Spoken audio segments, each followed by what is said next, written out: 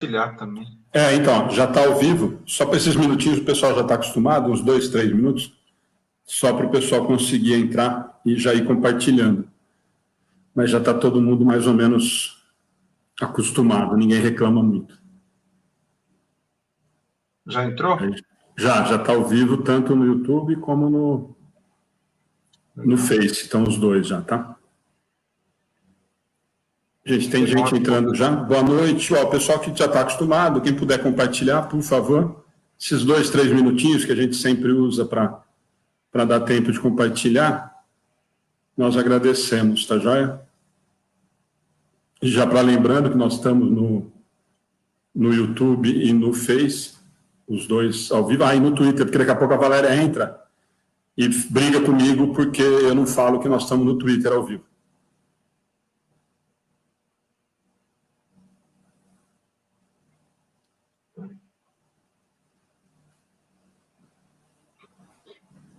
O Fernando está com a gente. Obrigado, Fernando. Divanir, amigo seu, né? Divanir? A Elaine que marcou a pessoa e tal. Ela não colocou o horário, eu passei agora há pouquinho. É alguém conhecido de vocês. Luiz Alberto, que sempre está com a gente. A Sandra. Divanir lá do Centro Espírita Vicente de Paulo. Então. A Sandra já está falando, vou reclamar para quebrar a regra. Então, tá vendo? Eu não devia ter contado, né, que ninguém reclamava. Sandra, pode reclamar, viu? É o Renato que criou esse tumulto aí. Você sabe? A gente não faz, é ele que está criando tumulto de atrasado. Pronto, o meu já está compartilhado aqui também nas duas páginas. Joia. A Elaine também já está ao vivo. Aninha, Conceição.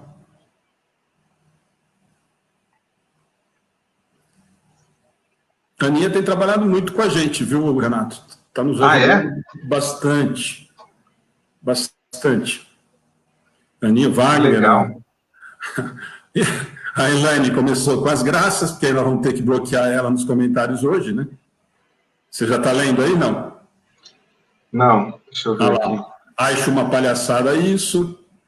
Ela fazer aquelas comidas e ficar postando no Facebook não é palhaçada, né? Tudo bem. Atenção, mostrar para todo mundo que eu estou vestido hoje de Centro Espírita Amigos do Bem aqui, para prestigiar. Tá de Encomendem suas camisetas com o Alexandre. Tá de uniforme. O Tato outro dia veio também. Falei, ainda bem que vocês não têm vergonha de usar, né?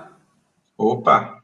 Não, e eu vou em outros centros usando ela também. Espero que eles não fiquem bravos. Não, mas aí é uma forma das pessoas terem que te dar outras camisetas também. Então, eu estou fazendo propaganda para você. Quer que eu venha com o seu, dá a camiseta que eu uso. É verdade. Maria Fernanda da Silva. Maria, eu consigo ler o comentário de vocês no YouTube, sim, tá? Eu consigo acompanhar os dois comentários aqui. Marcelo, boa noite. Fabiano, Nadir, Eva, boa noite. O pessoal que trabalha sempre com a gente já está por aí. Gente, mas só um minutinho, só para tentar compartilhar do particular para o da página, e nós já vamos iniciar, tá?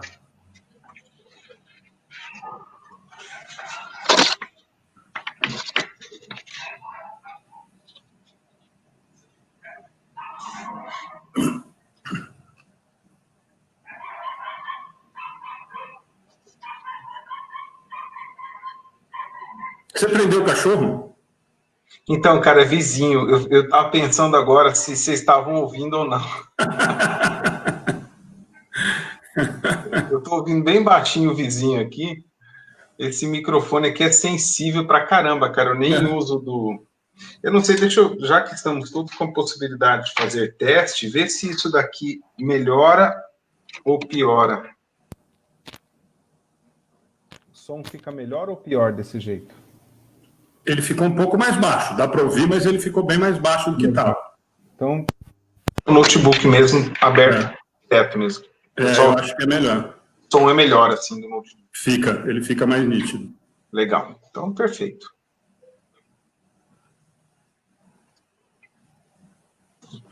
Bom, gente, nós vamos iniciar só lembrando que hoje nós combinamos, era uma palestra presencial marcada com o Renato, né?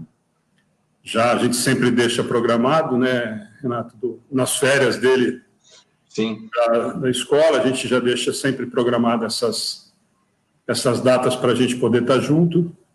E com a história da pandemia, nós vamos fazer aqui pela internet. E aí, ontem que a gente conversou e tal, e o Renato falou da gente fazer um bate-papo em vez de fazer a palestra sozinho. Muita gente tem falado isso, né? Quem estava com a gente, o Edgar também acabou preferindo, e a gente estava conversando aqui antes de começar, que realmente fazer sozinho a palestra na frente do notebook é difícil, né? Fica meio sem graça. O Adalberto lá do Japão com a gente, isso que é gostar, né? Porque são 8 horas da manhã, né? Está no estudo lá e está com a gente aí. Obrigado, Adalberto.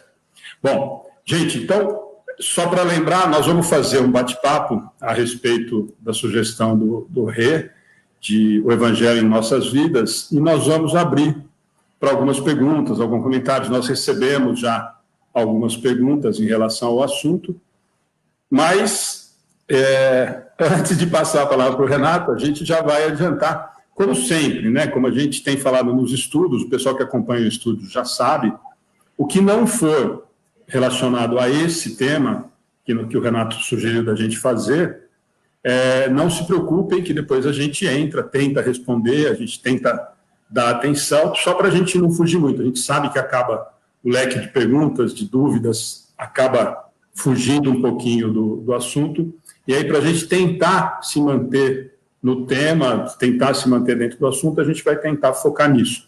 Agora, é aquilo que a gente falou, se tiver alguma coisa que vale a pena a gente aproveitar, a gente coloca na tela e a gente conversa sobre isso também, tá bom? Então, primeiro, obrigado, né? Infelizmente, a gente não está aqui presencialmente. Eu vou adiantar, e o Renato sabe disso, e a gente já conversou muito disso, além ou antes de ser amigo do Renato, eu tenho admiração muito grande pelo trabalho do Renato dentro da doutrina. Sempre gostei muito de assistir, sempre que possível a gente estava no SEAC assistindo o Renato fazer palestra. Então, depois disso, claro que acabou virando uma amizade, criou-se um vínculo muito grande, mas independente da amizade, nós temos um respeito, um carinho e uma admiração pelo trabalho do Renato muito grande. Então, sempre para a gente é uma alegria quando o Renato está com a gente, quando ele pode estar, e toda oportunidade que tem, a gente tenta aproveitar para estar junto. Nós fizemos um pouquinho atrás aí um domingo, né? Então, primeiro, Renato, obrigado, né? Já é da casa, né? Literalmente está de uniforme. Literalmente. Mas é uma alegria mesmo, você sabe disso. Tá? Obrigado, Alexandre. Sempre que vem um convite de vocês, eu faço o máximo para poder estar junto. Infelizmente, por conta do meu compromisso profissional, que eu sou professor à noite, né? Professor universitário, e acabo não conseguindo estar sempre com vocês aí em Pederneiras. Mas sempre nas férias a gente marca, todas as férias a gente está junto aí para ter uma reunião, que seria hoje, né? Hoje, em julho, estou no final das férias da faculdade e estaria aí em Pederneiras, mas diante dessa situação, realmente a gente está fazendo tudo dessa forma nova agora. E agradeço, você tornou-se um grande amigo, você e a Ana. A gente tem uma alegria muito grande de compartilhar esses momentos com vocês, e realmente o que ele falou é verdade. Era um frequentador também, como eu também, frequentador do SEAC, não só palestrante, mas era frequentador também, dos domingos de manhã, que era tão gostoso. Estamos sentindo muita falta, domingo de manhã, estarmos juntos, né? Acho que as missas católicas que devem estar impressas em nossas memórias espirituais, né? E espíritas, acho que é a primeira vez, né? Bem provável. Bem provável, né? Então, acho que a missa de domingo ainda está na nossa cabeça aí, e eu acho que faz um bem danado levar a família de domingo de manhã, né? Renova a energia espiritual, a gente fica bem para a semana, e eu sempre gostei muito. E o Alexandre, a gente se encontrava sempre lá. Mas muito obrigado, estarei sempre à disposição de vocês para poder falar do Evangelho, para poder falar da doutrina espírita, e a gente, espero que hoje a gente possa trazer algumas informações e pensamentos, reflexões, para que facilite um pouco mais as dificuldades do nosso dia a dia. Bom, vamos começar. Eu vou fazer um comentário, que a gente já conversou pessoalmente, e a gente fala muito aqui, né? Eu digo sempre que, às vezes, me arrepia o cabelo, quando quem acompanha a página do estudo sabe disso. Quando, às vezes, a gente ouve de alguém, né? Olha, vem fazer um atendimento fraterno, ou vem para um bate-papo, ou vem para a palestra. Olha, você tem o Evangelho segundo o Espiritismo? Ou você está fazendo o Evangelho no lar e tudo mais? Ah, eu tenho. O Evangelho é meu livro de cabeceira. Fala, verdade? Fala, isso é preocupante, porque normalmente o livro de cabeceira é onde a gente põe o celular em cima, o copo, o pijama, a caneta, o óculos, ele vira apoio realmente de cabeceira. E isso é uma preocupação. E a gente tem feito a mesa do Evangelho uma vez por mês, já quase 2 anos e meio, e a gente percebe que muita gente usa ou fala do Evangelho com essa coisa ainda muito distante, né?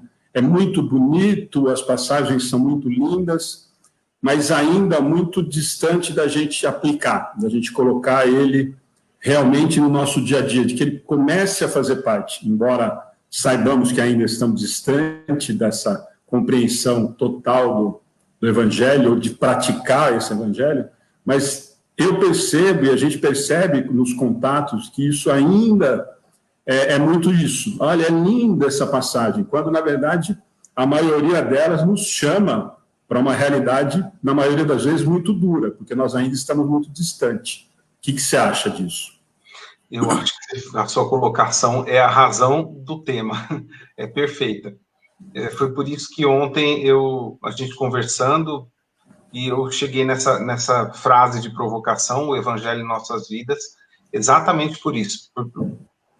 Acho que me incomoda, e incomoda todos aqueles que querem estudar um pouco do Evangelho, o distanciamento que nós estamos ainda da prática dele. E ele já está conosco há bastante tempo.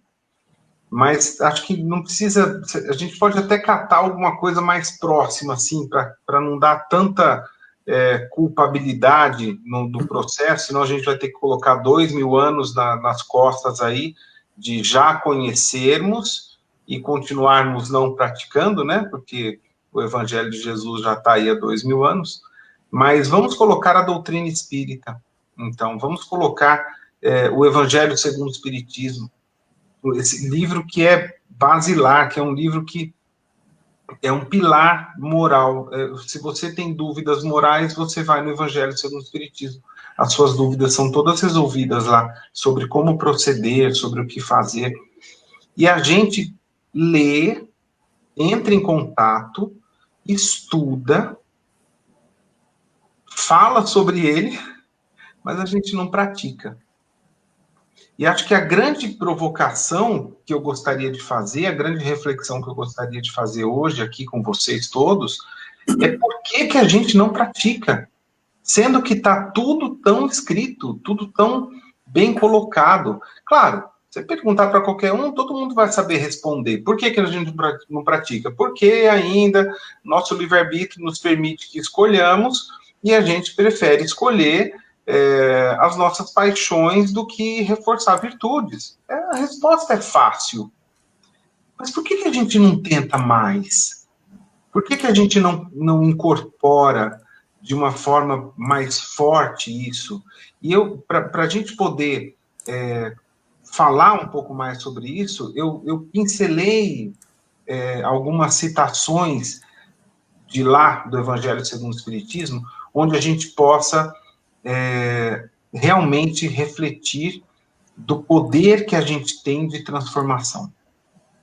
O poder que a gente tem de fazer com que este Evangelho incorpore um pouco mais, seja importado para os nossos sentimentos, e a partir daí a gente conseguir colocá-lo em prática. Tem um capítulo muito especial, todos são muito especiais, não dá para chegar, parece filho. Os capítulos do Evangelho, para mim, é que nem filho. Qual filho você prefere mais? Né? Não tem como. Qual capítulo que eu prefiro mais? Eu tenho alguns que me tocam mais, por um motivo ou outro, mas todos são fantásticos. Mas eu peguei o Cristo Consolador, capítulo 6º, que é uma pérola incrível. E aí, eu não vou nem me justificar muito o que eu vou fazer agora, porque estudiosos muito mais profundos do que eu já falaram isso, então eu vou na deles e vou ficar simplesmente assinando embaixo. E dentre esses estudiosos, a gente tem Haroldo Dutra Dias e Cosme Massi, só para ver o grau do estudo dos caras.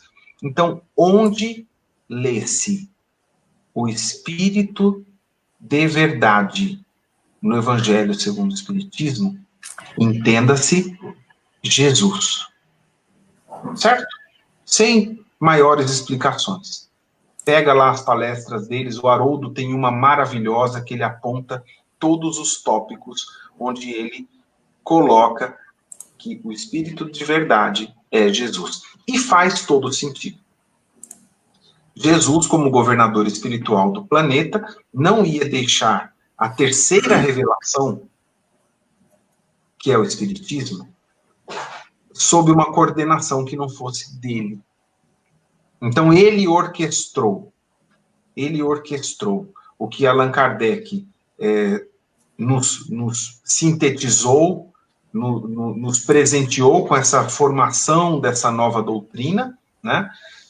Então, ele condensou todo aquele monte de coisas que ele foi captando e transformou na doutrina espírita que ele criou, a doutrina espírita. Chamam de codificador, mas é uma criação dele, é uma nova doutrina criada por ele. O que acontece nesse sentido? Aqui tem cachorro, viu, gente? São as questões da pandemia. A filha aparece ali no fundo, passando pela porta, cachorrinho aparece também latindo. São coisas da pandemia. Muito bem. Novas eras, né? Que a gente tem que viver. Muito bem.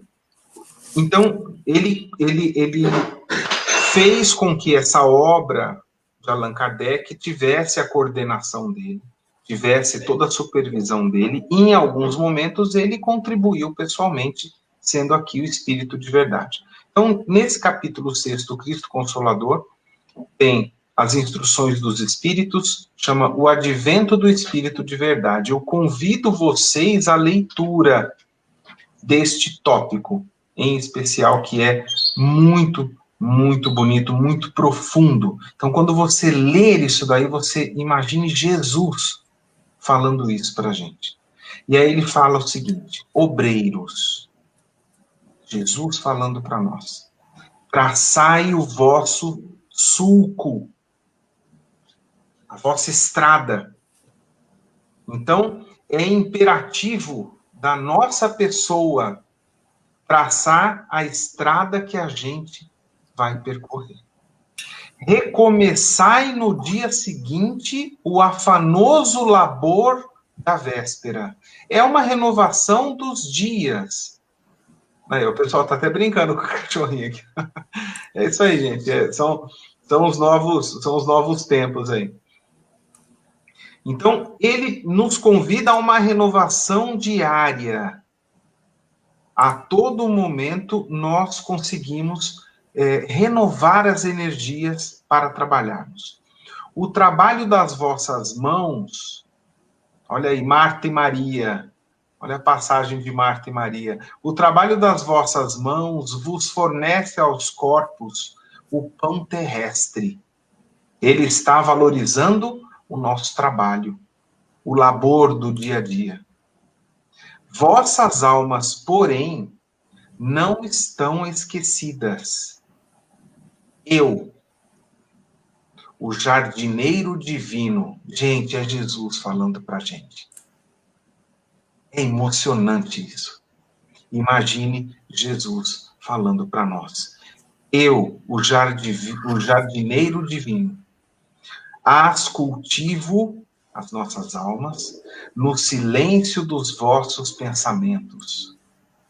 Quando soar a hora do repouso e a trama da vida se vos escapar das mãos, quando os problemas chegarem e os vossos olhos se fecharem para a luz, sentireis que surge em vós e germina a minha preciosa semente.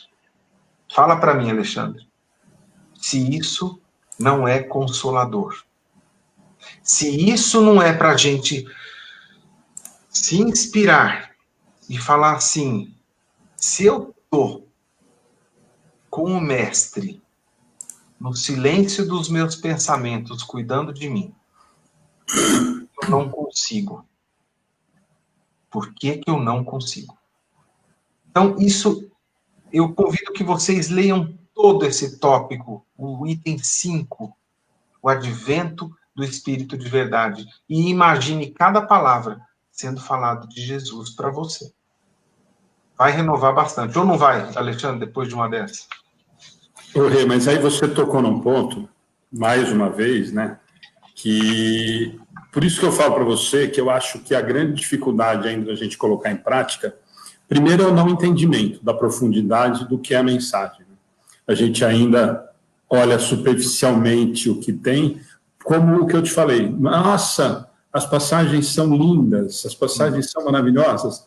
E aí, quando você transporta ou traz para a realidade, por exemplo, dessa passagem, de que fica claro o carinho de quem está falando, e aí é o caminho, mas mostrando o caminho, né? Fala, olha, está aqui, é isso que a gente quer, né? Fala, olha, tá, agora eu estou dando mastigado, tá bom? Vamos fazer assim, agora eu vou fazer ele mais fácil para vocês, para ver se agora a coisa fica mais simples para vocês fazerem.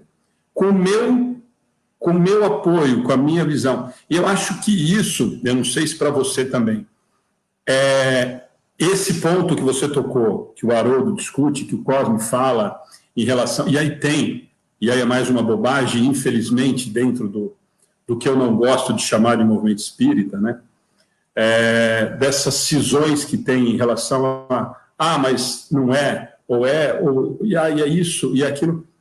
Mais tocante do que você sentir o que ele está falando, eu acho que não precisa o Haroldo provar por A mais B, ou por todos os tópicos que ele levanta, ou em qualquer situação, fica muito claro a mensagem vinda. E aí você tocou num ponto que nós já conversamos também, quer dizer, um trabalho desse não seria terceirizado. Não seria. Né? Para quem está cuidando da evolução espiritual do orbe, ele ia fazer por ele mesmo, ele ia cuidar disso daqui. Olha, em seguida ele chega e coloca o seguinte: sou o grande médico das almas e venho trazer-vos o remédio que vos há de curar. Ele se coloca como cuidador. Ele só faltou escrever. Assinar, né? Assinado JC. Ou aí o Vinícius ia entrar na conversa e ia falar, eu preciso da procuração confirma reconhecida em cartório, né? Só faltava a bênção, maravilhoso. Excelente lembrança. Né? Só faltava isso daí. Só faltou pedir isso. Né? Mas por isso que eu falo, Rei, no começo da conversa, nesse sentido, eu acho que quando a gente começa a olhar para o Evangelho como, eu não sei se a palavra que muita gente vai gostar, mas como um manual de conduta moral, dita ou exemplificada ou mostrada como fazer, e por isso que eu sempre falo, né, quando a gente vai lá no Livro dos Espíritos e tem o V de Jesus, que fica claro e ainda entra nas questões, mas é isso, né? Olha, está aqui, eu fiz, né? Eu estou mostrando para você. E até você estava falando, ele não tinha combinado com você, mas o Emmanuel fala, né? O Evangelho é a revelação pelo qual o Cristo nos entregou o mais amplo conhecimento de Deus. Portanto, mensagem de salvação nunca tormento. Exatamente. Né? Então, eu acho que quando a gente começa a olhar para o Evangelho, tirando os dois extremos, né, que nós temos o péssimo hábito, ou de achar lindo e ficar na superfície e ler como um livro de história ou de um romance, ou quando nós nos achamos muito não capazes de fazer o que tem ali, porque ele fez. E aí a gente traz para a nossa realidade, eu sempre digo que, mas eu nunca vou conseguir fazer o que o Chico Xavier fez. Eu não consigo fazer o que o Divaldo faz. Olha, eu não consigo fazer o que o Renato está fazendo na divulgação da doutrina. E eu lembro que uma vez nós escutamos isso, ninguém falou que é para você fazer o que o Renato está fazendo, né? Ninguém falou que é para você fazer o que o Chico estava fazendo, ou o que o Divaldo está fazendo. Faça o que você tem para fazer, né? Faça o que você tem. Seguindo esse manual de conduta que tá, alguém colocou aqui, eu vou até aproveitar, né? Acho que o Divanir que você falou, leitura deve ser sem pressa, tentando mastigar as palavras, tentando compreender e aprender os ensinamentos do Evangelho segundo o Espiritismo. Eu acho que é um pouco por aí, né, Renato? O que você acha? É isso mesmo. E você, como falou do Emmanuel, que é esse benfeitor que tanto comenta o Evangelho, né? Que tanto nos enriquece com complementos do entendimento do Evangelho, né? Você, o Centro Espírita Amigos do Bem, hoje postou um negócio maravilhoso dele, postou agora há pouquinho nas redes sociais, né? Do Vinha de Luz, né? Do livro Vinha de Luz, com uma frasezinha, olha só, o capítulo que você retirou chama Oração e Renovação, e diz o seguinte: Jesus espera por nossa renovação espiritual acima de tudo. Acima de tudo. Então, a nossa renovação é a nossa missão. Você falou um negócio bárbaro. A gente fica colocando os ícones lá na frente e pela distância que estamos dele, a gente se desanima um pouco. E se fica também, né? Exatamente. E você dá uma lavadinha de mãos e fala assim, não dá para fazer o que Divaldo faz, então eu vou ficar aqui continuando no meu arroz com feijão aqui. Não dá para fazer o que Chico faz, não dá para fazer o que o Alexandre faz com as crianças lá em Pederneiras, não dá para fazer o que todo mundo está fazendo, então eu vou continuar não fazendo nada, né? Mas a doutrina espírita, por seu tríplice aspecto, ela nos coloca a fé como uma coisa importante, a religiosidade como uma coisa importante, mas ela também tem ciência, tem filosofia, ela tem um embasamento que nos dá a possibilidade de nos entendermos durante todo esse processo, e além de tudo, ela não nos coloca metas inatingíveis, ela não nos coloca nenhuma missão de grande santificado para que a gente possa cumprir. Claro, há grandes missionários, sim, grandes missionários, e nós somos muito gratos pela presença deles na Terra, pois eles podem nos apontar caminhos para que pelo menos a direção nós consigamos acertar. Se a velocidade está mais fraquinha aí, pelo menos que a gente acerte a direção. E aí, se a gente pegar no Evangelho segundo o Espiritismo, no capítulo 17, que aí é um que tem aqui dentro um carinho especial, que é o Sede Perfeitos. Então, eu não tenho preferência de nenhum, mas alguns me tocam muito. E olha como a doutrina espírita é maravilhosa.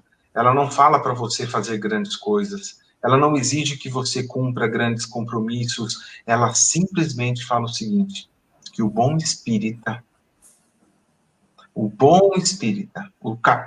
tópico do Sede Perfeitos, que eu vou citar agora, chama Os Bons Espíritas. Reconhece-se o verdadeiro espírita pela sua transformação moral. É a sua transformação, não é a transformação em algo que você não consiga atingir. É você estar com as suas questões para serem resolvidas e conseguir lidar com elas. E aí ele complementa de uma forma belíssima. Pelo esforço. Não é pelo resultado. Isso que é o mais lindo da doutrina espírita, dessa concepção dela, que você não tem meta para cumprir. Você tem que se esforçar. Se você estiver se esforçando, a espiritualidade já enxerga a sua transformação. Você já está cumprindo a sua parte. Mas até onde eu tenho que chegar? É onde você conseguir. Você está se esforçando bastante? Você andou 1 milímetro, mas com muito esforço, porque foi difícil andar esse 1 milímetro, você teve que abrir mão de coisas que eram muito passionais para você, coisas que te enraizavam ainda nas coisas da matéria, e você conseguiu andar 1 milímetro, ótimo. Ótimo, isso já está bom. Mas, ao contrário disso, então, esse é o cenário maravilha. A gente se esforçando, a gente fazendo as coisas e tal. Aí eu peguei, eu falei, eu pincelei, né? Trechinhos aqui do Evangelho para a gente ver como que ele pode ser repleto de coisas para estudarmos. Capítulo 12.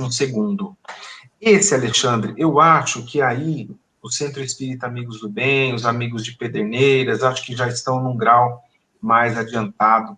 Esse daqui, acho que vocês já riscaram, vocês já tiraram as páginas do Evangelho desse capítulo, porque vocês não precisam mais desse.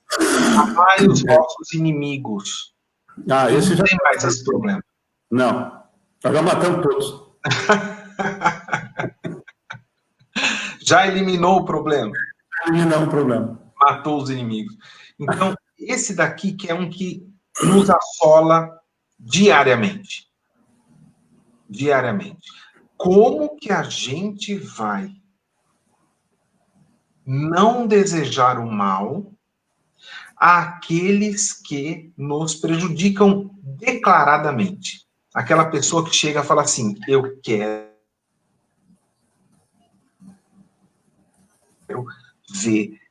quero vê-lo comendo o pãozinho que o capiroto amassou com os pés. Eu sei que você pensou em outra coisa aí. Não. A sua risadinha já indicou com o que você pensou. Mas o cara que está desejando que você sofra. E aí você chega e como você tem que se portar com alguém que fez algo de mal para você. Olha aqui, dentro do capítulo Amai os vossos inimigos, tem um tópico chamado A Vingança. Parece nome de novela. A vingança é um dos últimos remanescentes dos costumes bárbaros que tendem a desaparecer entre os homens. Bárbaros, barbárie, é medieval desejar a vingança. Alguém te fez o mal, você vai lá e deseja que essa pessoa receba igualmente. Isso é bárbaro. Mas não está na lei de Moisés? Olho por olho, dente por dente? Não é uma das revelações? Meu amigo, Moisés, ele veio num momento em que você roubava uma ovelha do vizinho, o vizinho ia lá, queimava a tua casa, matava a tua mulher na tua frente, matava os filhos, primeiro matava os filhos na frente dos pais, os pais na frente dos filhos, tacava fogo na propriedade, roubava todo o gado e ia embora. Ele falou, então vamos fazer o seguinte, se alguém te roubar uma ovelha, vai lá, rouba uma ovelha dele também, vai ficar mais fácil.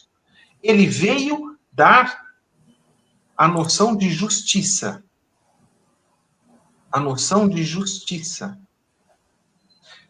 Uma pergunta do Consolador, de Emmanuel coloca o seguinte, que Moisés veio nos ensinar a justiça.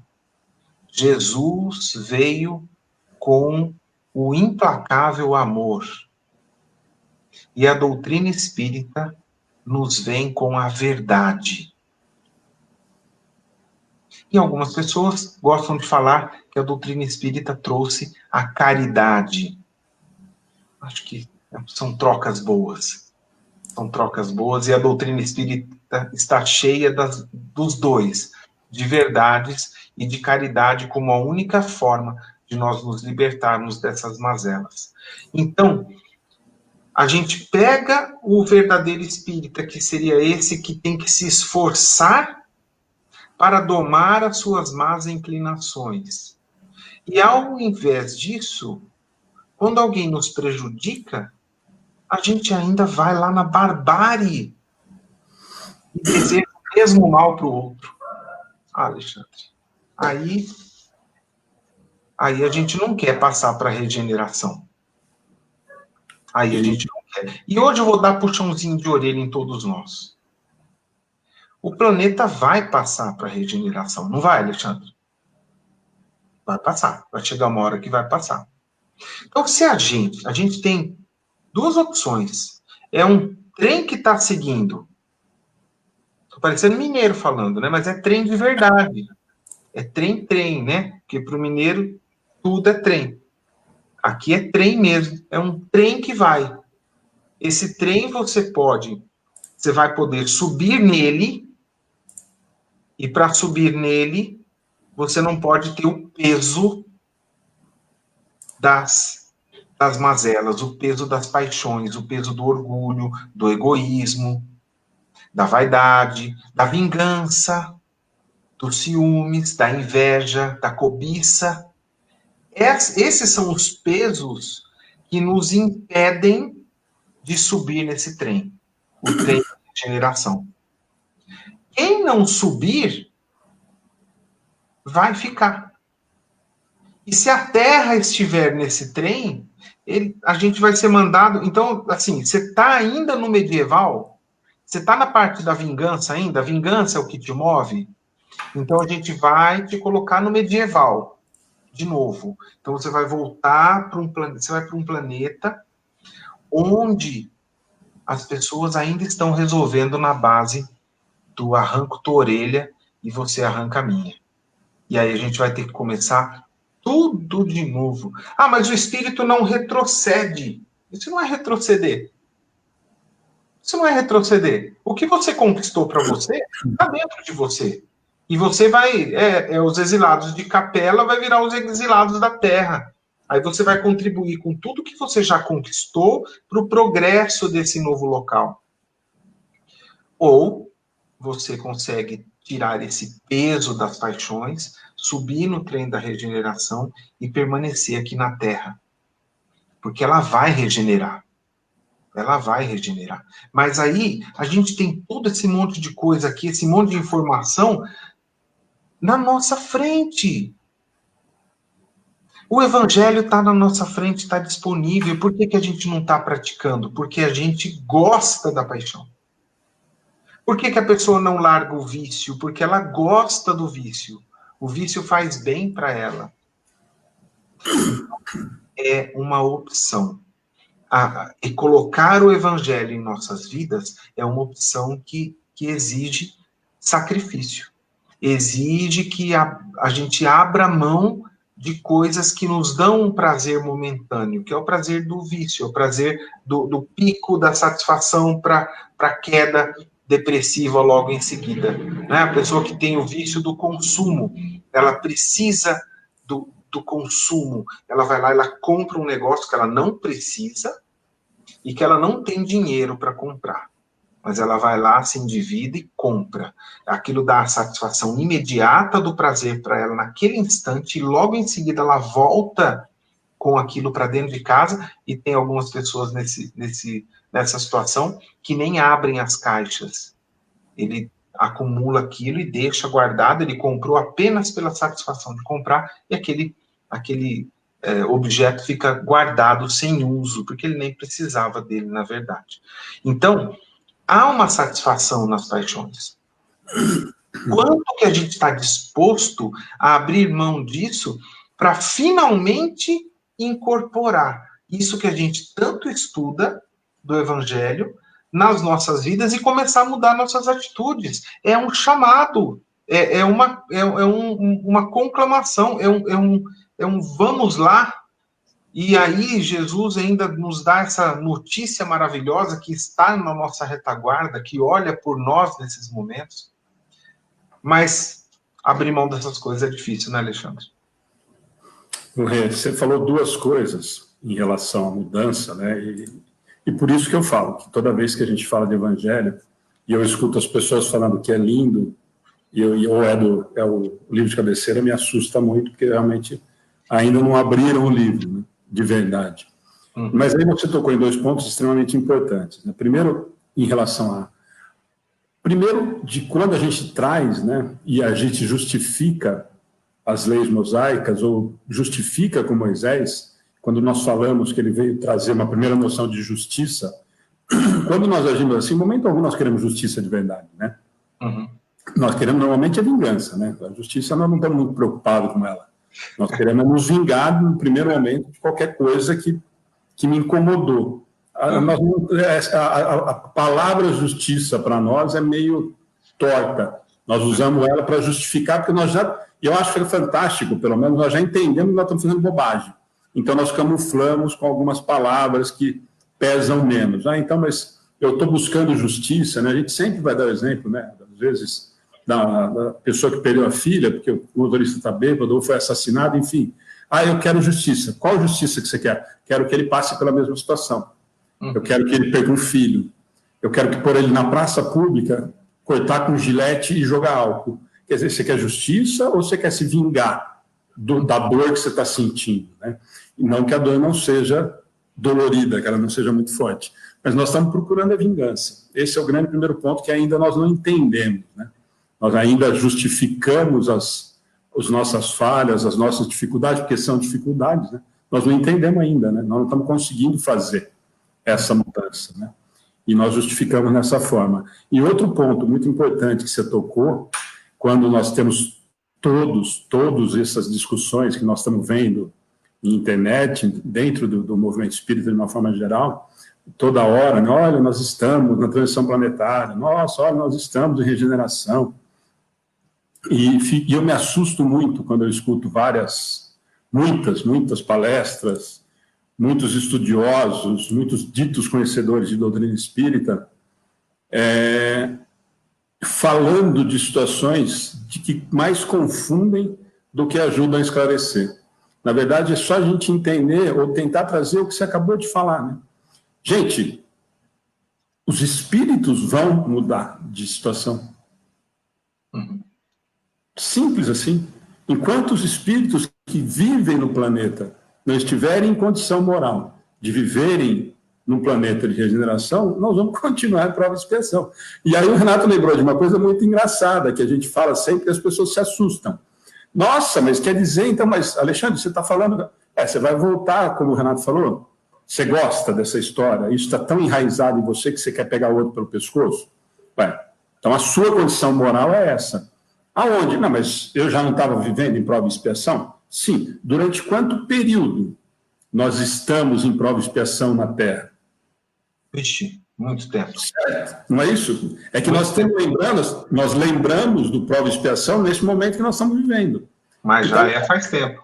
Então a faixa que nós temos evolutiva dentro desse período é extremamente enorme. Então eu vou me localizar dentro dessa realidade. Simples assim. Mas então Deus castiga. Não, você vai conviver com seus afins. Não deu para melhorar, não dá para ir para a regeneração, porque se ainda quer matar o seu vizinho pelo pescoço na hora que ele liga o som, se ainda quer pegar ele e passar com o carro em cima e dar ré. Então, não dá para ir para a regeneração, porque quem está lá na regeneração já não pensa mais nisso, o cara já conseguiu entender que é bobagem, já não fazemos mais isso, nós não ficamos, por exemplo, com raiva, com ódio da Elaine quando ela fica postando as coisas no Facebook. Nós já conseguimos hoje superar esse tipo de coisa que ela faz de propósito, enfim. Mas é por aí. E sempre, né, eu acho que tem... Quando a gente fala de toda essa mudança, de que nós poderíamos fazer e ainda esbarramos nisso, e aí o tópico que você usou, que é pelo esforço que eu faço para mudar, é de que eu acho que eu sempre digo que são a notícia muito boa e a notícia muito ruim. Porque eu posso resolver o problema ou eu posso não querer resolver o problema. E aí só que nós chegamos num determinado ponto de que não dá mais para ter desculpa que nós demos até agora, né? já está estampado com todas as letras, e que nem o seu amigo disse há pouco, esmiuçado qual é o caminho para a gente não mais tropeçar em relação a isso. Então, na verdade, eu acho que o grande salto em relação a esse entendimento de colocar o evangelho dentro do nosso dia a dia, o primeiro grande passo é a gente entender que a responsabilidade é minha, né? do ser feliz ou de não ser. E aí, o mimimi de que nós somos extremamente habituados a ser e a fazer, ele perde o sentido, né? Eu não consigo mais olhar para a minha parceira, para o meu parceiro, para o meu filho, para o meu patrão e falar, nossa, que coitadinho, né? E o que você está fazendo, né? Como é que está a sua relação com a Adriana? Você está sendo a pessoa que poderia ser? Ou não, mas, Alexandre, é que você não sabe quem é a Adriana. Sei. Ela deve ser alguém que está mais ou menos do mesmo patamar seu, porque senão eu não estaria junto aí. Então, eu acho que, né? E aí o evangelho, quando nós realmente tentamos entender nesse sentido, eu acho que ele te dá essa clareza muito grande. Que, olha, eu brinco que é a notícia boa e ruim ao mesmo tempo. Quer dizer, olha, eu faço e eu resolvo o meu problema. Eu mudo, né? Nós estamos vivendo em sociedade, mas a evolução é minha. Eu faço com que isso mude. Né? É isso mesmo. No Ser de Perfeitos, eu vou trazer aqui mais uma reflexão para a gente, uma coisa muito interessante, que diz o seguinte, é um tópico que chama O Homem no Mundo, que é bem legal. A perfeição está toda, como disse o Cristo, na prática da caridade absoluta. Mas os deveres da caridade alcançam todas as posições sociais, desde o menor até o maior. Nenhuma caridade teria a praticar o homem que vivesse insulado, unicamente no contato com os seus semelhantes, nas lutas mais árduas é que ele encontra ensejo de praticá-la. A maior dificuldade nossa é o convívio com as pessoas. Se você se isolar, ele está dizendo o seguinte, aqui é o seguinte, se você se isolar, não vai adiantar nada, que você não vai brigar com você mesmo. Fala que o cúmulo da revolta é o cara morar sozinho e sair de casa, né? Eu conheço alguns que estão perto. Estão perto disso, né? O cara é tão revoltado que ele mora sozinho e sai de casa porque não aguenta, né? Aí fica fácil, né? Eu tenho um professor amigo meu, que eu não vou citar o nome aqui, que ele fala que ele tá saindo da casa dele, assim, ele abre a porta, põe meio corpo para fora, volta e xinga todo mundo e fala que vai voltar a hora que ele quiser, que ele não vai dar satisfação para ninguém, que ninguém vai tomar conta da vida dele e daí para baixo. Eu falo assim, cara, mas ninguém reclama quando você fala isso? Eu falo, não, eu moro sozinho, né? Não tem problema nenhum. Eu falo, mas aí é fácil, aí você pode xingar mesmo, porque ninguém vai se ofender, ninguém vai retrucar, né? O desafio é nos confrontarmos na nossa casa, na nossa rua, no trânsito, no emprego, com os que são subalternos, com os que são superiores. Esse que é o nosso grande desafio. É aí que o evangelho tem que sair da cabeceira, como você mesmo disse, e ir para a ação. Porque tem um cara que a gente conhece que levava o evangelho aqui, ó.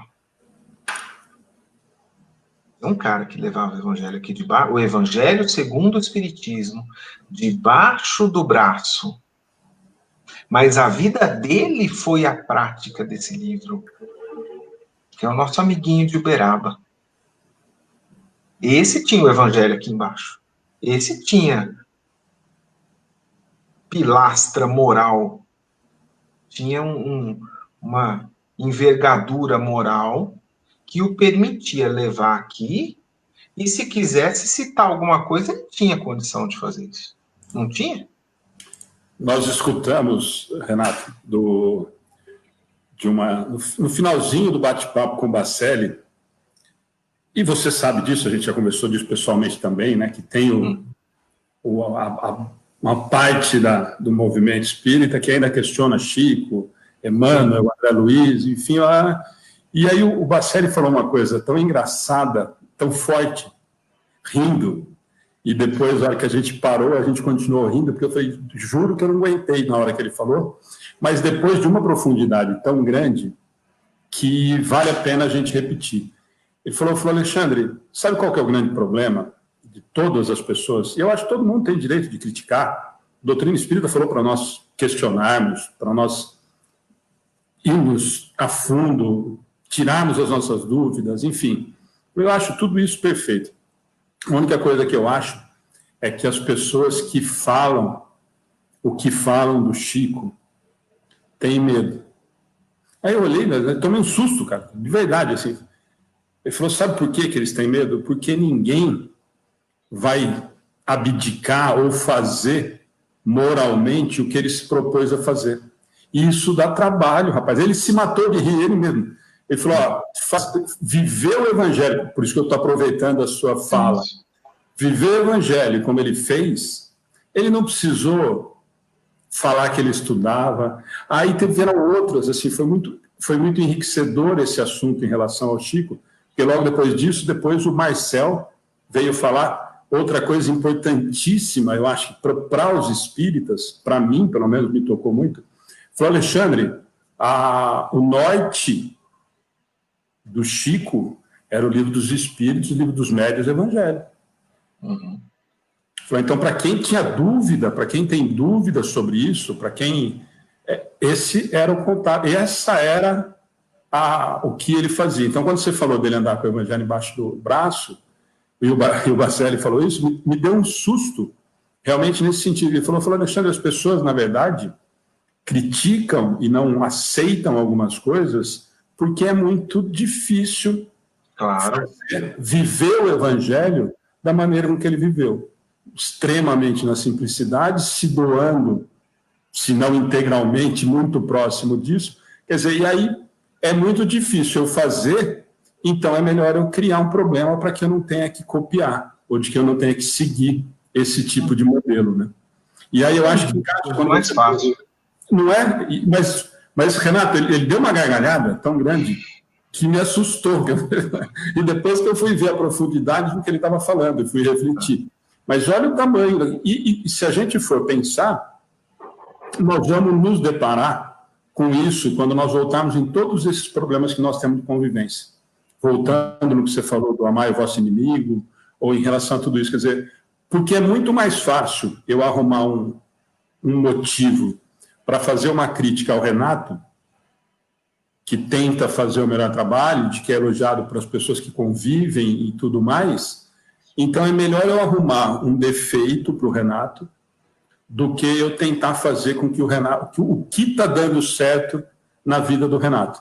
Que aí vou voltar e usar o seu exemplo de novo, do que nós fazemos, o esforço é que vai fazer com que vale a pena, ou vai mostrar o que nós estamos sendo, nesse sentido, né?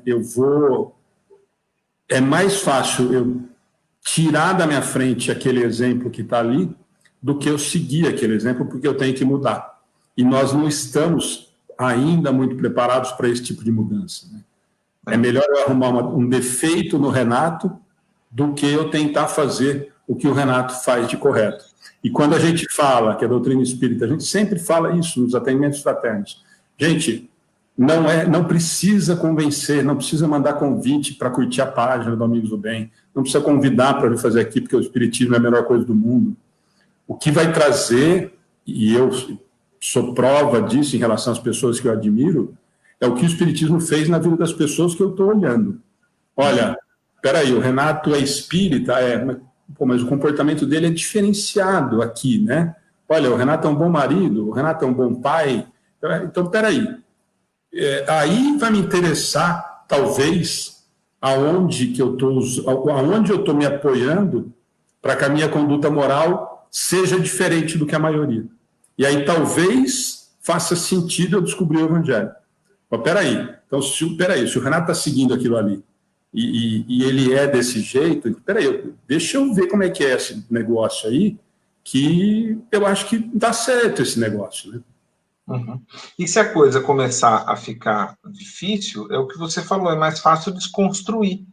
É mais fácil tentar desmoralizar aquele que está tentando fazer, trazer para baixo, né? Do que você se esforçar para pelo menos tentar fazer um pouco do que ele está fazendo também, ou fazer aquilo que lhe seria melhor fazer, mas que seja para o caminho do bem, da caridade. Então é muito mais fácil você ficar desmerecendo as pessoas e por incrível que pareça, eles conseguem fazer isso com Chico, conseguem criticar a obra de André Luiz, né, que foi esse fantástico repórter da espiritualidade, um cara que chegou lá e nos contou o que acontece na vida espiritual. Então, um cara que chegou e falou assim, vocês querem saber como que é? Então eu vou contar para vocês como que é. Ele foi lá e contou para a gente. Aí você chega e fala assim, o Emmanuel, como que ele chega lá e fala que tem alma gêmea no Consolador? Eu já fiz um estudo sobre aquilo lá, a gente pode interpretar de várias formas.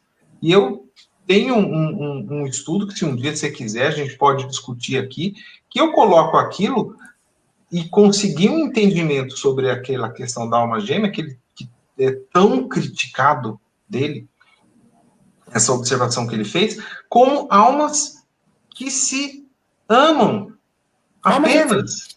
Espíritos afins. Espíritos afins, não foram criados juntinhos e que, a partir daquele momento, tem que trazer... Espíritos que se gostam. Espíritos que vão um com a cara do outro, desde o começo, e ficam vindo aqui e se encontram, vindo aqui e se encontram, por quê? Porque se gostam.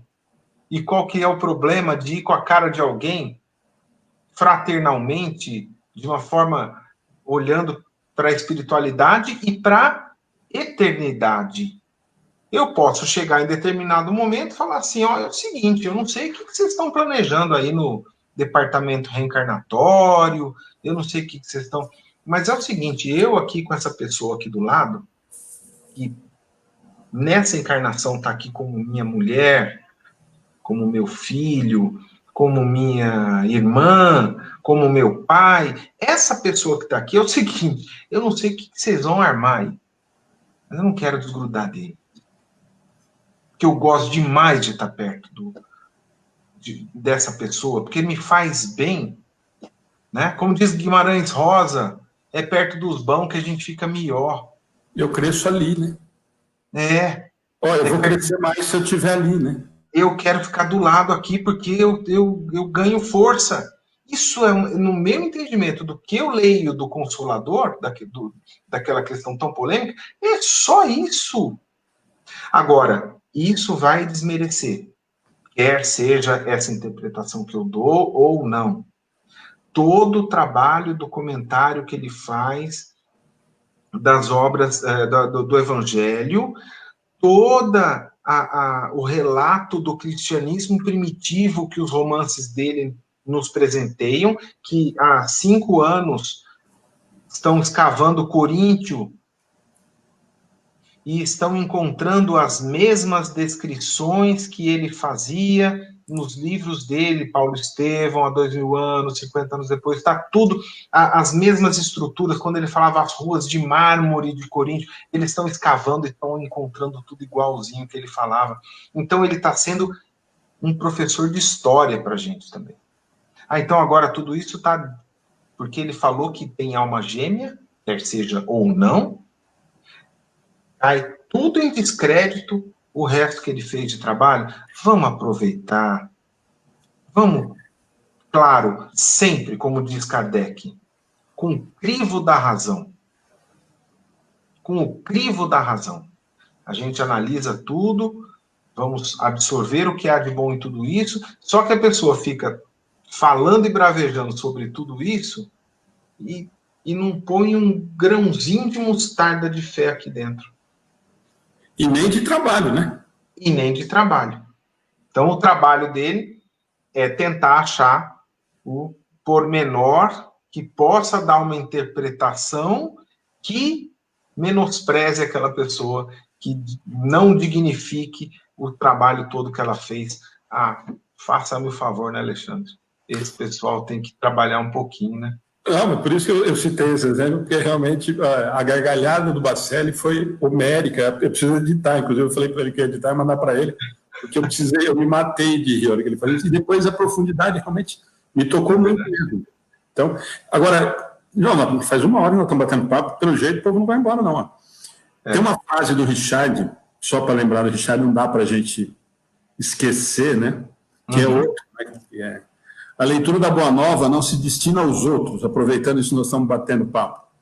Deve falar a intimidade de nossa consciência. Não devemos usá-la para fiscalizar o semelhante, e sim como orientação para o nosso próprio comportamento. No Evangelho, encontramos sempre 2 orientações precisas e inconfundíveis. É preciso edificar o bem, é preciso eliminar o mal. Para sermos eficientes nesse empenho, é fundamental importância ter sempre presente que, no empenho do bem, somos convidados a pensar no que falta no semelhante. No combate ao mal, devemos cogitar do que sobra em nós. Olha só. Ele é muito bom.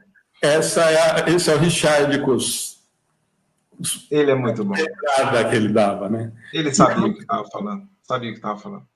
Então, acho que é isso, Alexandre. Acho que, nossa, dá para a gente falar disso. Se quiser marcar uma outra para a gente continuar do Evangelho, dá. Aí a gente pincela mais outras frases.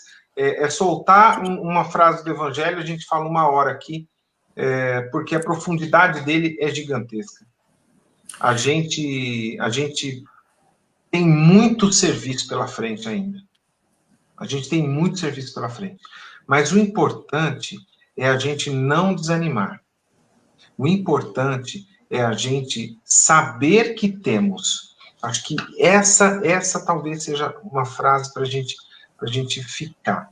Saber que nós temos as condições plenas para melhorar a nossa condição espiritual e acelerar o nosso progresso moral na Terra, ou no plano espiritual, ou onde estivermos. Nós temos as ferramentas para isso. Esse é o mais importante. E aí, como reflexão, se a gente for pegar dos capítulos do Evangelho, eu gosto de pincelar sede perfeitos. E dentro do sede perfeitos, eu tiro uma pérola que eu, de vez em quando, abro, leio inteiro, vejo o quanto eu estou longe e prossigo. O homem de bem. Esse tópico a gente tem que reler de tempos em tempos para saber o quanto a nossa caminhada ainda é árdua. Mas eu vou trazer um tiquinho de um manual que ele coloca para colocarmos em prática, de coisas possíveis, não de coisas... Fala assim, você tem que parar de ser orgulhoso e egoísta, e teimoso e birrento. Só isso. Não é... Isso é muito de uma vez. Vamos pensar no dia a dia? Evangelho é dia a dia. Evangelho não são as magnitudes das bem-aventuranças. Não, evangelho é dia a dia, na prática. Vamos lá. O verdadeiro homem de bem é o que cumpre a lei de justiça, de amor e de caridade na sua maior pureza. Aí ficou longe. Ficou difícil. Então, vamos descer. Se ele interroga a consciência sobre seus próprios atos. A gente pode fazer isso? Todo dia, no final do dia? Interrogar os nossos próprios atos? Dá para fazer isso, Alexandre? Dá. A gente chegar e falar assim, o que eu fiz de caquinha hoje? O que eu fiz de vacilada hoje? A si mesmo perguntará se violou essa lei. Se não praticou o mal. Se a gente, em algum momento do dia a dia, do nosso dia de hoje, se a gente praticou o mal. Se fez todo o bem que podia. Se você nas oportunidades que você teve de fazer o bem para alguém, se você fez o bem que podia.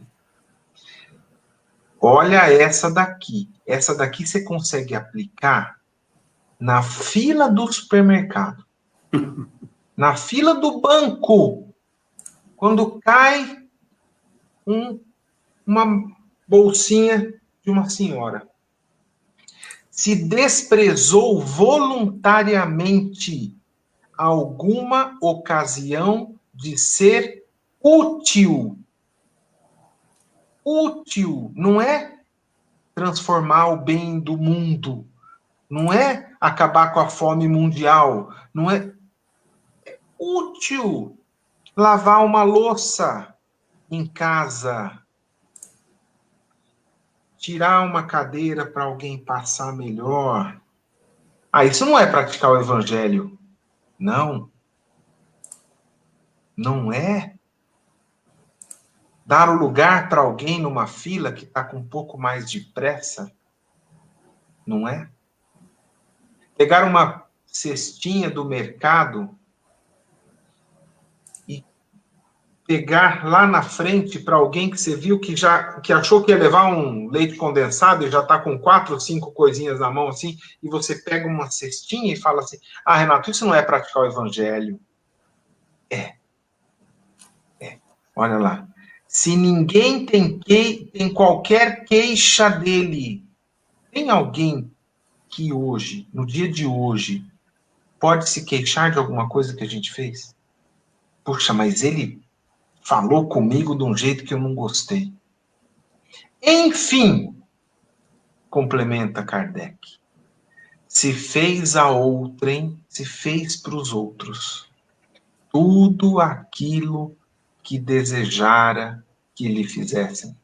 Aí a gente vai lá no episódio do doutor da lei: mestre, como faço para conquistar a vida eterna? Ame a Deus com todas as suas forças, com toda a sua alma, com todo o seu entendimento. E ao próximo, como a si mesmo. Precisa de mais, Alexandre? Não precisa. Nós temos... Não, e eu vou até usar... Agora, logo no comecinho do nosso bate-papo, o Fernando fez um comentário, né? Que brigou no campo, ele estava assistindo um jogo dos amigos, e o amigo brigou e saiu e falou: não vem me falar de evangelho, que futebol é uma coisa, o evangelho é outra. E aí, eu espero que ele esteja com a gente para ver, e que ele fez um comentário, ele falou: não teve aplicabilidade em relação a isso. A gente desliza, a gente vacila. Mas se está se esforçando, já está bom. Tem que se esforçar só. Tem que se esforçar. Eu acho que esse é o nosso desafio, Alexandre. Todos os dias, em todos os atos nossos. E aí você chegou no final do dia, se perguntou e vacilou, o que você tem que fazer? Não faz mais aquilo. E se ficou rebarba, vai lá e corrige.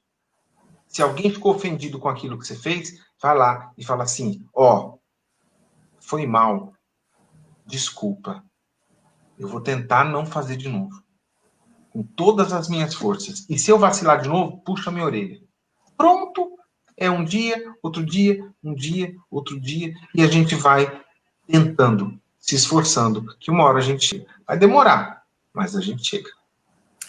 Mas fazendo, né? A gente tentando fazer o certo, e aí nós vamos errar, nós estamos nessa condição ainda, mas o assunto é inesgotável ainda bem, né? Eu acho que a gente tem muito assunto, como você falou, quer dizer, dá para a gente abrir uma pergunta, até tem 2 perguntas que vieram, nós vamos deixar para depois, mas já fica as 2, acho que foram até respondidas para o Wagner e Alexandre, ó. Por que estudar o Evangelho? O Evangelho segundo o Espiritismo é uma nova visão do Novo Testamento, ou nada a ver, e a do Humberto, que tinha mandado para a gente também: podemos considerar o Evangelho em nossas vidas como um farol que sinaliza a rota para a nossa embarcação, a nossa vida? Eu nem pus as 2 perguntas, gente. Porque nós começamos a falar sobre isso, né? Aliás, o Rê falou da viagem, do trem, então eu acho que já ficou respondido, Humberto Espero que tenha ficado respondido, se não, pergunta de novo e a gente tenta responder de novo. E o caso do Wagner, a mesma coisa, né? Eu sempre vou falar que, para mim, embora ainda muito distante, muito longe, mas está mais do que claro, eu acho que ficou muito claro para a gente, com o advento da doutrina, de que é um manual de conduta. E o Richard, quando fala isso, deixa muito claro, sintetiza, né, com a delicadeza dele que ele tinha de expressar e dar as cacetadas que ele dava na gente direto, nesse sentido. Obrigado. De novo, eu não vou falar nada, porque teve um monte de gente falando de violão e não sei o quê, eu não sei o que aconteceu, por que estavam falando disso, eu não entendi Também não sei, eu achei que você ia começar a cantar alguma coisa, uma moda de viola aí. Isso, já estamos caindo audiências, eu faço isso. Não sobra um. O Alexandre gosta muito da música das Andorinhas, então ele... É verdade, sou fã. Eu preciso gravar ela e colocar nas palestras de fundo. Gente, vocês não esquentam, não, que isso é tudo conversa, de sábado, domingo, acaba saindo por aqui também. Escapa tudo aqui. Mas, Alexandre, muito obrigado. Falar sobre isso, para mim, é algo que a gente tem que falar sempre. Se o pessoal pedir, quiser continuidade, quiser aprofundar sobre isso, eu estou à disposição. Falar do Evangelho, dessa aplicação na nossa vida, dessas reflexões, é algo que me encanta muito, que eu tento estudar para poder entender cada vez mais e, através desse entendimento, conseguir fazer com que isso entre o mínimo possível para a gente conseguir tocar as coisas de uma maneira... Porque é consolador. É difícil, mas é consolador. Porque esse esforço todo vai dar uma coisa dentro de nós que, assim, nenhuma das outras paixões e vicissitudes pode dar. Paz. A paz de espírito. Esse esforço, ele dá para aquele que tenta uma sensação que ela não é de pico e de derrota. Ela é permanente. A gente ganha dentro de nós uma paz que só essa prática consegue fazer com a gente. E é isso que eu desejo para todos vocês, que a paz do nosso Mestre esteja no coração de todos. Obrigado, Alexandre. Obrigado a você. Gente, nós vamos nos pedir mesmo, nós vamos marcar, claro, nós vamos marcar uma sexta-feira, que aí nós já vamos fazer diferente, a gente já vou contar. Aí o Renato vem para cá, nós vamos ficar de máscara, tomar Guaraná de canudinho e nós fazemos ao vivo por aqui mesmo. E a gente fala do assunto. E só lembrando, a Valéria colocou aí, gente, amanhã nós estamos... tudo muito interligado, né? Nós estamos terminando a lei de sociedade e acabamos tocando no assunto hoje. Então, amanhã nós vamos estar fazendo o Livro dos Espíritos, das 8 às 9h30, todos convidados. Obrigado, beijo para vocês. Nós estamos com muita saudade, tomara que logo, rapidinho, a gente esteja junto. Beijo. Beijão todo nosso aqui, da nossa família, para você, para a Ana, para todos aí. Para todos aqueles que nos assistiram com mensagens maravilhosas de carinho, muito obrigado a todos que participaram com a gente e que, novamente, a paz do Mestre esteja no coração de todos. Obrigado. Gente, boa noite a todos.